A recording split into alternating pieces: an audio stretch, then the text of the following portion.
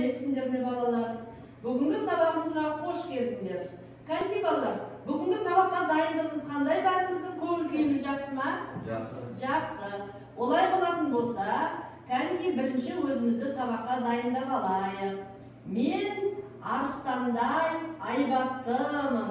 Орнымыздан тұрамыз. Мен арыстандай айбаттымын. Үнемі биіктерде жүремін. Қырандай самғаймын. Олай болатын болса, балалар оқу құралдарымызды алып, бүгінгі сабаққа дайындаламыз. Отырыңдар. Жақсы балалар. Балалар, біз алдыңғы сабақта Қазақстандағы туризм туралы өткен болатынбыз. Олай болатын болса, бүгінгі біздің тақырыбымыз экологиялық туризм. Сабақтың мақсаты әртүрлі графиктік мәтіндердегі мәліметтерді салыстырып, талдау негізгі үрдістерді анықтау, қажетті ақпараттарды орынды қолданып, көтерілген мәселе бойынша есте жазу. Біздің естеміз келісу, келіспеу естесі.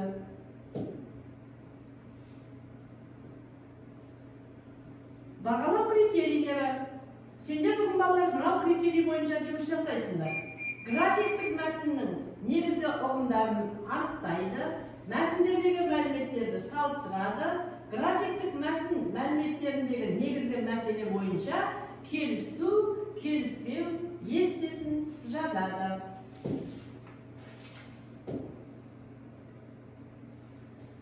Балалар, экотуризм дегеніміз не?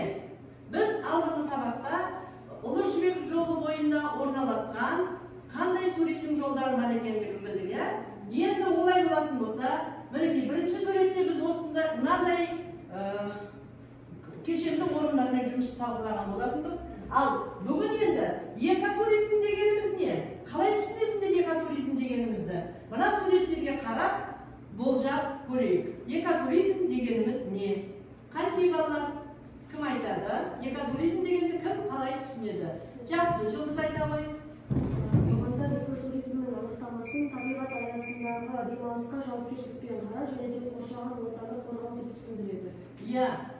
Табиғат аясында дүниелерге жауапкершілікпен қарап, қоршаған ортаны қорғау деп түсіндіреді.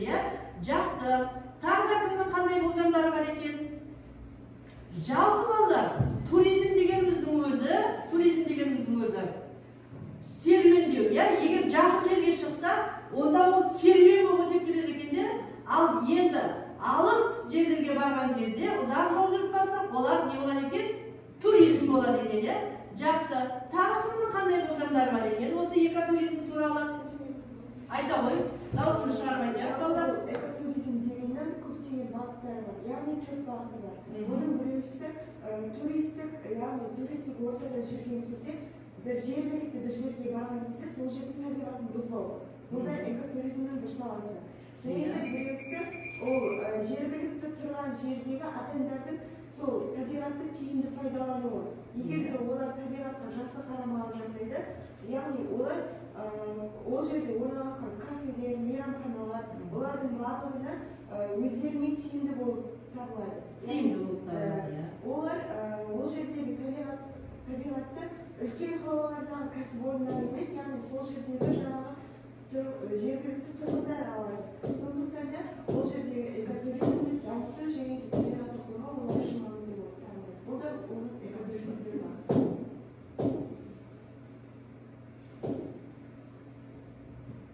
Жақсы. Енді жаңа біз айттық, балалар. Экотуризм дегенімізде неге бағытталған? Экотуризмнің ұғымының Қазақстанға қандай қатысы бар? Соңғы кезде экотуризмнің қарқынды даму себебін қалай түсінесіңдер? Нәтижесі қалай болады деген сұраққа біз қазір жауап таптық. Өйткені ол табиғат аясындағы орындарды қорғау, сақтау және оның маңайындағы мейрамханаларды не істеуіміз керек екен? Таза ұстауымыз керек екен. Енді сонымен қатар тағы да осы экотуризм мәселесінің қандай нәтижесі бар деп ойлайсыңдар? Тағы қандай нәтижесі бар? Ол біздің экономикамызға пайдасы бар ма? Қалай деп ойлайсыңдар? Неге бағытталған екен бұл? Бірінші ол саяхаттың бағыты, мысалы, адам қолы тимеген немесе күнделікті тұрмыста алмай қалған жерлер. Оларға мысалы табиғи бақтар, ұлттық қорлар жатады. Келесі экотуризмнің мақсаты табиғи және мәдени аймақтармен танысу, жабайы табиғат ортасымен және жергілікті елді мекеннің дәстүрлі өмірмен танысу болып саналады. Жақсы. Балалар, сонымен туризмнің қоғам өміріне ықпалы қандай болады екен? Бірінші, әлеуметтік мәдени үрдістерді тездетеді, жергілікті тұрғындардың жаңа өздерің айтқан өмір деңгейі артады, жұмыс орындары пайда болады ол жерлерде. Халықтың қолөнерлік белсенділігі артады. Әлеуметтік және өндірістік инфрақұрылымдарды дамытады, төлем бағасында салымдар ұлғайтылады, валюталық түсімдер артады, табиғи кешендер кеңейеді, туризммен байланысты басқа да салалар дамиды. Сонымен балалар, біз экотуризм деген біз үшін өте пайдасының зор екенін білдік, және егер ол қарқынды дамитын болса, Қазақстан үшін де, сырттан келген қонақтардың бізге төлейтін салымы жөнінде де, яғни инфрақұрылымды дамыту жөнінде де үлкен мағынасы зор екендігіне көз жеткізді. Жақсы, олай болса ары қарай тапсырма орындаймыз. Балалар, сендер оқулықтағы мәтінді пайдалана отырып, бірінші тапсырма өздерің тұратын өлкедегі экологиялық туризмді дамытуға қатысты түйінді пікір жазыңдар. Сөз дәлдігіне назар аударамыз. Дескриптор түйінді пікір жазамыз, сөз дәлдігіне назар аударамыз. Кәдімгі оқулықпен жұмыс жасаймыз. Мысал үшін өзіміз тұрған өлкеде не бар? Жақсы, шу өзенінің бойында жақсы орындар бар, міне. Осы жерлерге туризмді дамыту үшін не істеу керек соның бойында, шу өзенінің бойында? Бізде мысал үшін мына жақта үнемі сырттан келіп, Көктал деген орын бар, сол жерден осы туризм сырттан келген қонақтарды күту үшін ол жерге нелер салу керек, не істеу керек? Мейрамханалар, ойнайтын орындар, демалатын саяхат орындарын салуға болады. Кәдімгі осы жөнінде нақты өзіміздің пікірімізді айтып жазып көрейік. Уақыт кетті.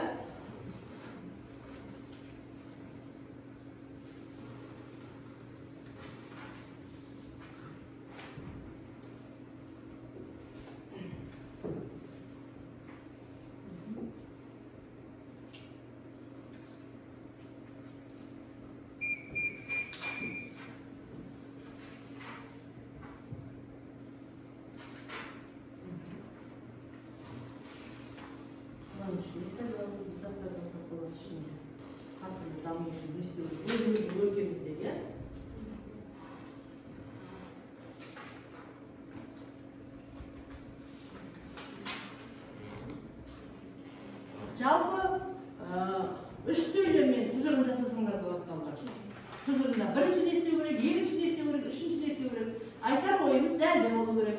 Біз өйткені сөз айқындылығы деген бар бізде, ой дәлдігі деген бар біз өткен тапсырмаларымызда.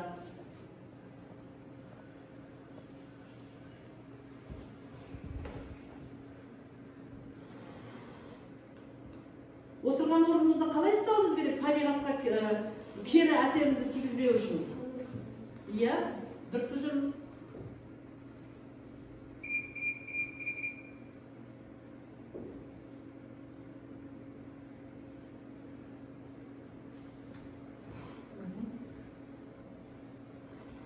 Бір сөйлеммен кәдімгі іші оқимыз. Дидар жазғаныңды оқи ғой. Өзіміздің өлкедегі туризмді дамыту үшін арнайы туристік орталар ашуымыз керек. Жақсы, өте тамаша. Жақсы, өте тамаша. Мадина? Туристер бізге көптеп келу үшін осында кейінгі жолдарды жөндеу. Жолдарды жөндеу қажет. Жақсы. Қазіргі кезде де жол жөндеу болғанын жатыр. Жұлдыз, сен не айтар едің? Үшінші, біз қоршаған ортаны таза ұстауымыз қажет. Қоршаған ортаны таза ұстауымыз керек. Алып қосарларың бар ма? Тағы не істеу керек еді балалар? Гүлбара не істеуіміз керек еді тағы да? Табиғатты аялап өзіміздің орнымызда әжет дамытуымыз керек туризм саласында. Иә, дамыту керек, иә? Жақсы жарайды, отыра қойыңдар балалар. Жақсы. Енді жаңағы алдағы мәтіндерді пайдалана отырып, мәтіндердегі мәліметтерді вен диаграммасы арқылы салыстырамыз және қорытынды шығарамыз. Бірінші, Қазақстан Республикасы экотуризмнің дамуына арналған іс-шаралар. Қазақстан Республикасы туризмнің дамуына арналған іс-шаралар және экотуризмнің қоғам өміріне ықпалы қандай? Мына тескерту бойынша жұмыс жасайсыздар балалар.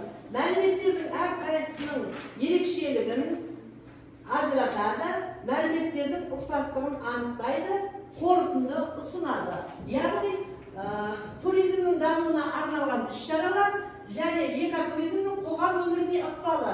Екеуін салыстырамыздағы қандай айырмашылықтары бар, ұқсастығын табамыз. Іске сәт орындаймыз балалар.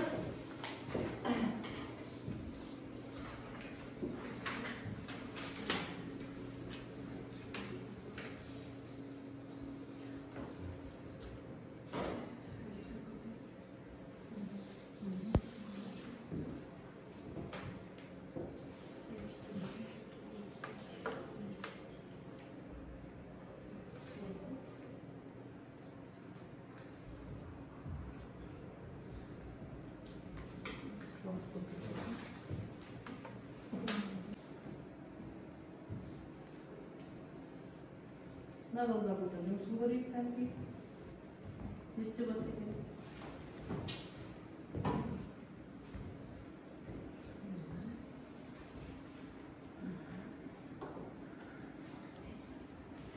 Jackson.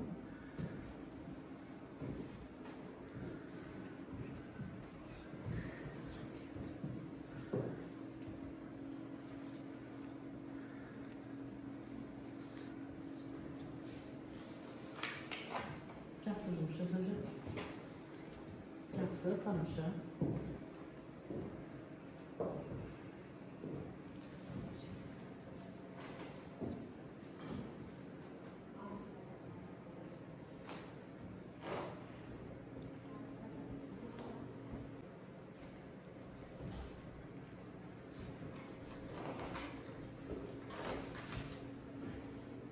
Cevap verin.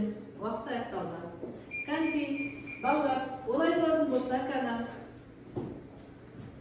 Қазақстан Республикасы экологиялық туризмнің дамуына арналған бірінші қандай іс-шаралар бар еді? Қандай іс-шаралар бар еді? Кім айтады? Кімнің есінде қандай? Өткен сабақта айтып балалар? Иә, айта ғой. 2007 жылы Қазақстан Республикасының президенті бойынша 8 экожүйелік құрылымы. Жақсы. Одан кейін тағы ең басты, иә? Айта ғой. 2019 жылы Іле Алатау, Шарм Шатқалы, Көлсай секілді әдемі жерлерді дамытуға арналған Иә. Одан да тағы ең бастысы 2016 жылы Жасыл ел бағдарламасы құрылды. Жасыл ел бағдарламасының құрылды, иә? Жасыл ел бағдарламасы құрылды. Жақсы. Ал енді осыған негізде вен диаграммасын оқып көрейік кәнекей. Қайсысını оқимыз? Ал оқи ғой. Біріншісін оқи ғой. Қазақстан Республикасында экотуризмнің дамуына орын алатын даму арналған іс-шаралар. Бірінші 2006 жылы концепция, 2007 жылы экожүйені құру, 2030 жылы жасыл ел бағдарламасы, 2010-2014 жылдары туризмді инфрақұрылымдау, 2019 жылы ұлттық парктерде экотуризм бағдарламаны жаңарту. Бағдарламасын жаңарту, иә? Жақсы, отыра ғой. Екінші, экотуризмнің қоғам өміріне ықпалы дегенде, Мәдина айта ғой. Экотуризмнің қоғамдық өміріне ықпалы біріншіден жергілікті тұрғындардың өмір деңгейі артады. Екіншіден аймақ тартымдылығы артады. Және де үшіншіден табиғи кешендер кеңейеді. Төртіншіден туризм мен аралас басқа салалар да дамиды. Бесіншіден әлеуметтік инфрақұрылым дамиды. Жақсы. Енді осы екеуінің қандай ұқсастығы бар екен? Екеуінен қандай ұқсастық таптыңдар енді? Екеуі де дамыту туралы айтыңыз. Жақсы, Жұлдыз ерекше айта қойшы. Екеуі де Экотуризмнің дамуына жатады. экотуризмнің дамуына жатады. Жақсы балалар, өте тамаша жауап бердіңдер. Балалар, бүгін қазір олай болатын болса, үшінші тапсырма беріледі сендерге. Жаңа бағалау критерийінде айтқан болатынбыз, келісу, келіспеу естесін жазамыз деп. Экотуризм қазақстандық туризмнің дамуына әсер ете ала ма? Келісу, келіспеу естесін жазыңыз дейді. Олар ескеріп тұрам, есе құрылымымен даму желісін сақтай біледі.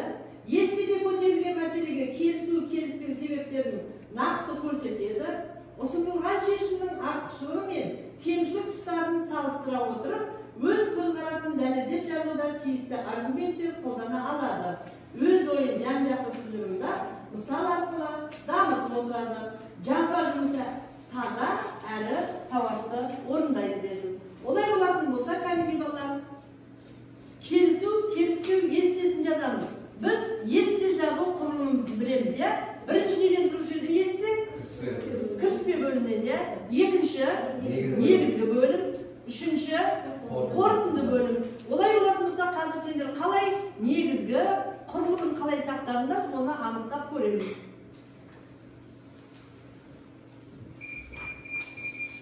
Экотуризм қазақстандық туризмнің дамуына әсер ете ала ма?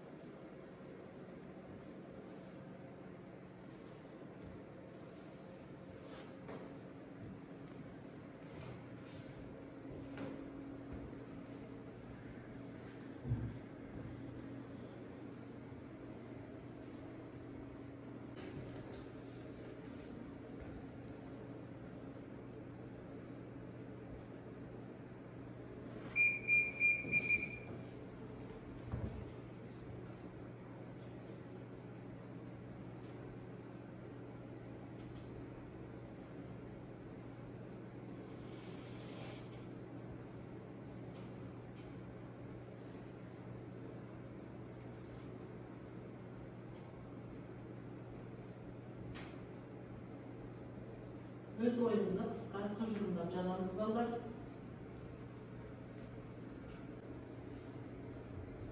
Жақсы.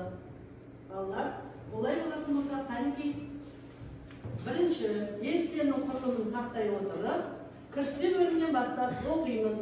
Балалар, біз келешекте алдағы уақытта есте жазамыз, мемлекеттік емтиханда.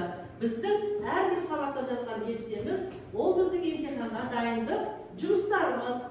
Сондықтан кәдімгі бірінші кіріспе бөлімін кім оқиды екен? Жарайды, кім оқиды ғой?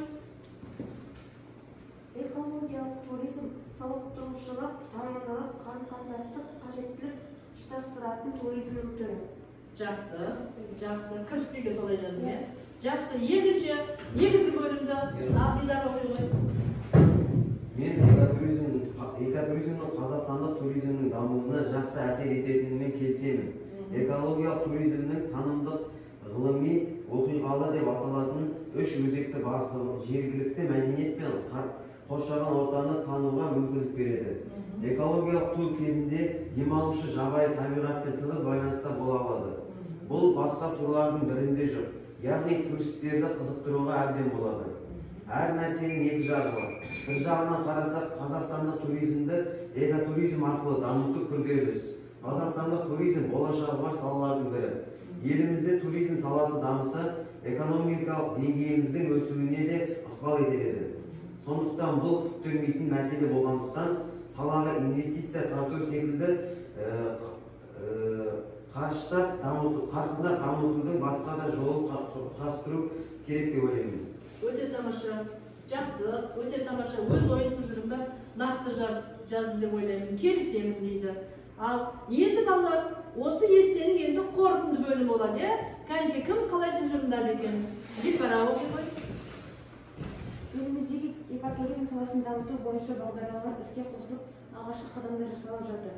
Қазақстандағы туризм мен экотуризм саласын біріктіріп, бір арнаға бағыттаса, екі түрлі сала ортақ жемісін тез арада көріп, нәтижесін берер еді. Дұрыс айтасың, келісесіңдер балалар? Келістік. Сонда біз бүгін экотуризмнің дамуына келісеміз, себебі оның біз үшін пайдасы зор, еліміз үшін де пайдасы өте зор екен. Енді келешекте осы өздерің туып өскен өлкеде осындай туристік орындар дайындауға ат салсыңдар. Себебі балалар туған жерге тағзым деген бар, Жақсы.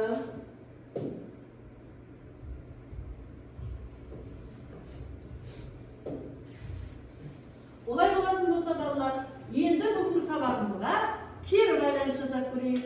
Бүгінгі сабақта балалар кәдімгі сабақтан не алдық? Кім сабақта жақсы жауап берді?